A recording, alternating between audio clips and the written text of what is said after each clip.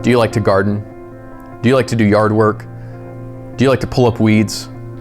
Well, if you're like me, the idea is nice, but I'm not that great at it, really. And it's hard to find the motivation for it.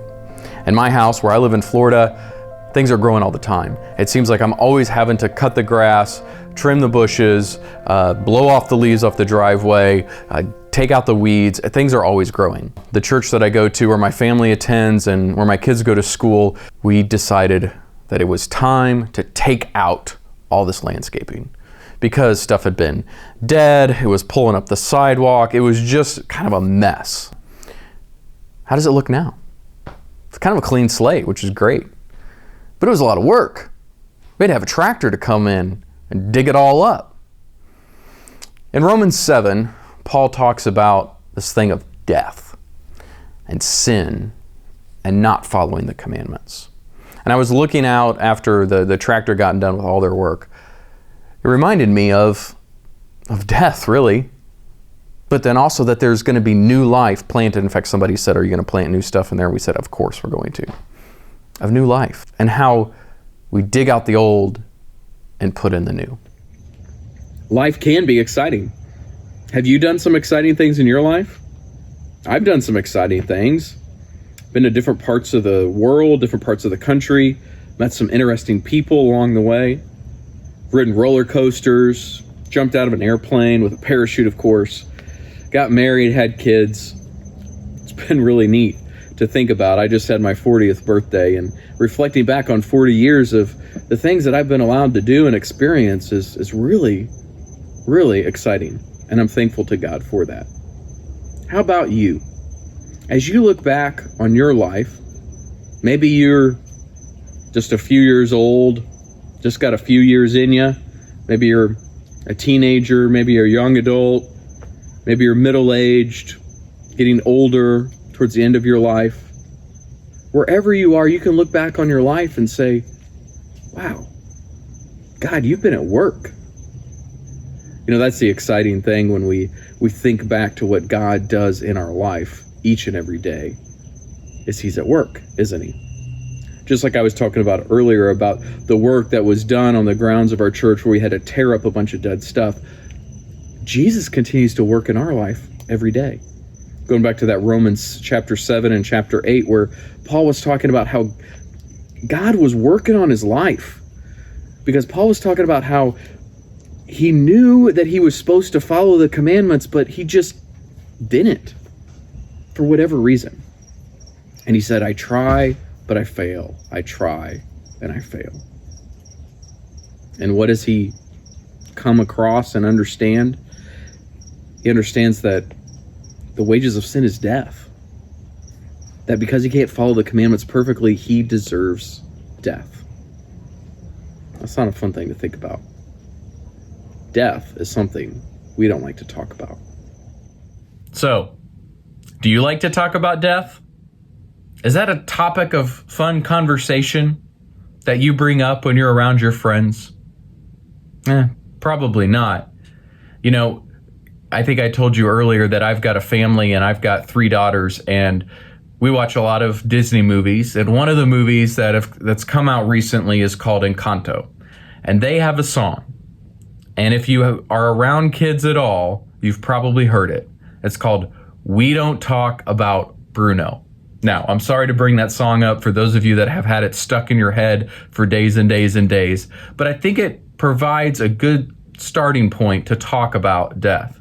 See, in the movie Encanto, there's this family, and this family has got this magical power that keeps the town safe. And each family member has a certain gift. But Bruno, his gift was weird and odd, and things were happening. And so he left, and they decided it would be best just not to even mention his name. Hence the song title, We Don't Talk About Bruno, because when Bruno was around, bad things happened. And so they've decided to just push that off to the side, not even acknowledge it happened. Isn't that like death? Isn't that like death when we say, yeah, we're just not going to talk about it? There's probably a song out there, we don't talk about death. A lot of us don't. Well, where I work at St. Paul Lutheran, there's a columbarium. And I walk by it maybe once or twice a week, and I see it. And if you don't know what that is, it's a place where people can have their ashes put after they die. And it reminds me of death. Because when I walk by there are people there, their remains, that were once alive, but now they're dead. Now, maybe you've had some experience with death. Maybe you've had a lot of experience with death, and I'm sorry for that. Maybe you've had a mom or a dad or a grandma or grandpa or friend or spouse or just somebody that's close to you. Maybe even a pet, and you know even an animal, it's not a human, but even when a death of an animal happens, there's grief and there's sorrow. Because death was not made to be a part of our lives. When God created this world, He didn't want death to happen, but through the free will of Adam and Eve and through sin, death entered into our lives. And it's a reality. But God did not say, that's it, you're all gonna die, sorry, you just have a life and that's it. He said, I am going to save you from death. I am going to redeem you through Jesus Christ on the cross. That's powerful. Where God said He's going to take His Son, send Him to earth, and sacrifice Him for you and for me. So now, when we think about death, when we experience in our lives people who die, those that believe in Jesus are now with Him. And that's something to celebrate. Yes, there's deep sorrow that goes along with that, but there is rejoicing because there is hope. Hope is an amazing word. Hope is just what ends the Bible in Revelation. Jesus wins it all. He is our hope, our salvation. So whatever you're going through in your life, whether it's dealing with the death of a loved one, or maybe it's a disappointment in life, or maybe it's just a bad day, know that you have hope in Jesus. He is walking with you. In fact, at the end of Romans 8, it says, neither death nor life, nor angels nor demons, nor the heights of the heavens or the depths of the valleys or the seas can separate you from the love of Jesus Christ. Know that Jesus Christ died for you.